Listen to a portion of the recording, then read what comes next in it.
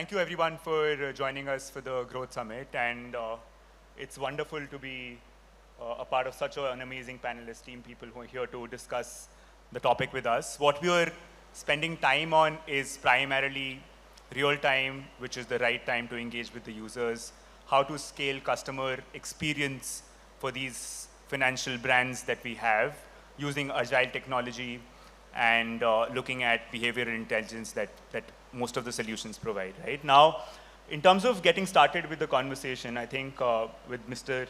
Indraneel, I think one of the questions that I had thought of about asking you is, in your case, there's a lot of offline and online touch points for the customers, right? How do you bring in the data for offline and online users in one place? How is that done in real time? And how do you then build insights on this data to engage with your users? So yeah, great question. I think this is a problem which most banks of any vintage face, or any organization of any vintage faces, not just banks. The thing is, we are a 90-plus-year-old bank. You know, for example, HDFC is also quite old, though not as old as us.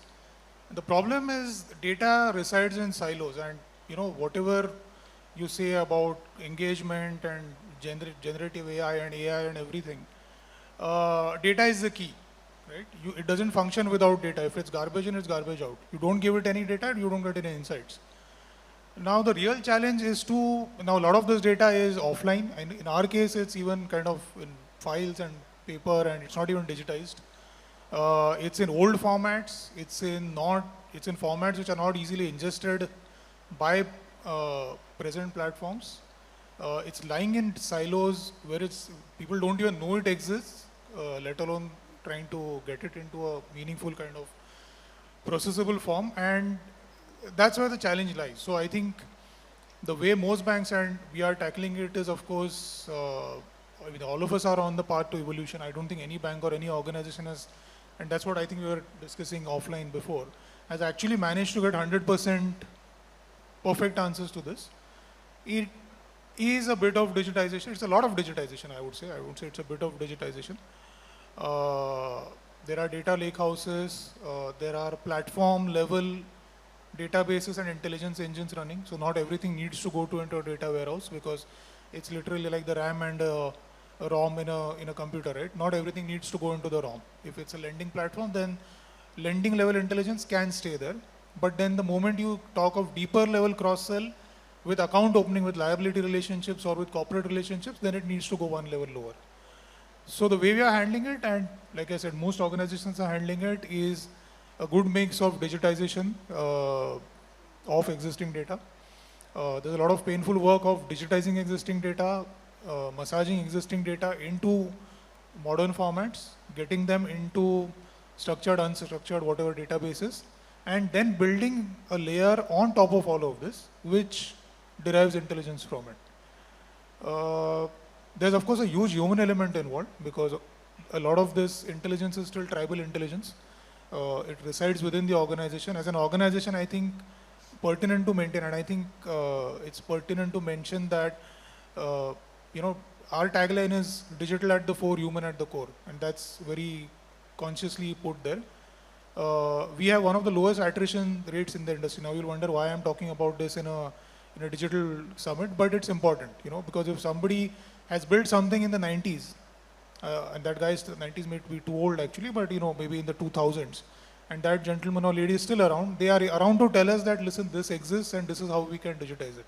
So to summarize a long answer, I think it's a mix of everything. We are moving very rapidly towards a unifying architecture which does all the nice things that all of us hear about, omni-channel and single interface, modular, etc., etc.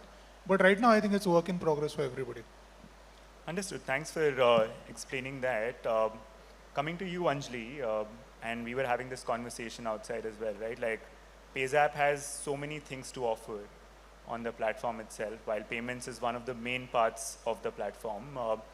Discovery of the features and offerings in itself becomes a challenge to be solved. And real-time discovery through, the in-app nudges, the personalization that you do on the platform. Is there some things that you would want to talk about, like how you're leveraging technology to figure the behavioral patterns of the user and then use the same to discover the offerings that the users can look at? Yeah, good evening, everyone, and hi. So I'll take the question from where Indraneel kind of left, because I think, yes, we are, as he rightly said, that the bank is large, bank is old, and the data are so not connected because they were built some time back with not a view, and we know every day the whole data and technology is changing and challenging, right? So either you adapt or die is what Ravi is telling us, and that is what it is. But I think what is important is the ethos of rapid experimentation, but it has to be backed. So what we did in PayZapp, and PayZapp is a payment ecosystem, so it offers payments, it offers a lot of things on cards and card-led services and control. What we did is I think we've based our entire relaunch. So PayZapp is about 2.5 years old now. And we went back to some of these very fundamental call that we took, is that because we're such a large bank and we own the data of about 8 crore plus customers, we need to harness it, because now everyone else is disintermediating and taking away by, I don't want to name all the fintechs and all the merchants are now using our data patterns to tell them and sell them a loan, which traditionally banks should be doing, right?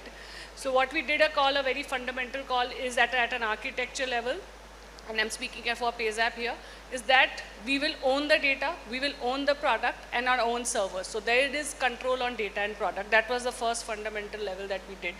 Then we started adopting technology which will be plug and play. So therefore hosting in our own servers, but looking at that can be a plug and play model from communication, so that we have the right to experiment. And then, of course, based on complete data analysis, but I don't think in the 2 years we waited that to know that everything 100%, because everything is not connected completely in the bank. That I know there's a payment, we have a credit card system, we have a DC system.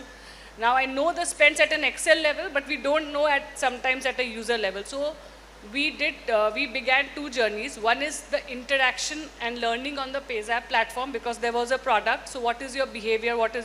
How is the journey funnel looking at in PayZapp in itself? So if you are coming on my pay section, can I, within my instrument, whether it's a credit card or a PayZapp wallet, can I nudge the customer the right instrument for his behavior, for him to have a win-win? So that is what we started doing at a superficial level. But if I know that the customer could also be from a background, he could be a personal loan customer or a loan on credit card, at that time I could also nudge him, and now which we are doing. So we build our data overall, and we are still in the process of building and analyzing the right behavioral segments for these customers, and then tagging them, and then some experiments at superficial level, some more like cohort based, that he may not be only interested in a wallet and credit card, but he could be interested in my loan on credit card. So trying to bring that power of bank and bank data. So we are working on those 2 levels, if it kind of answers your question. Got it. Yeah. Thanks so much for that. And I have a follow-up question, but I think I'll first direct the conversation to Gaurav, and then I'll come back to you, Anjali. So Gaurav, I think before I ask a few questions from you, I think there's a lot of conversation about the new multi-asset allocation fund that you guys have launched very recently, right? So I was thinking that before we jump into asking questions related to our topic, it'll be nice to just understand your motivation and the objectives around the fund, because a lot of people in the news have been talking about it. It'll be good to hear from you directly. What were the objectives and what was the motivation behind that? Thanks for asking the